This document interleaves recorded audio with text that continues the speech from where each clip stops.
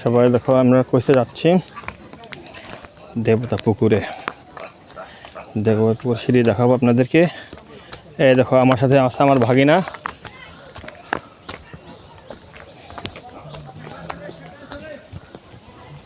কত বড় বড় একটা পাথর।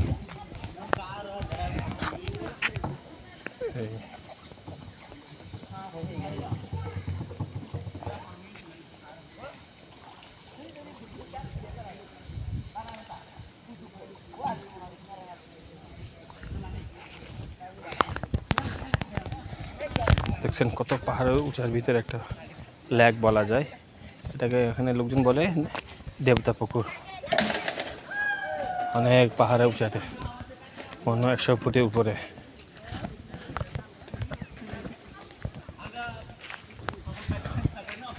এই লোকজন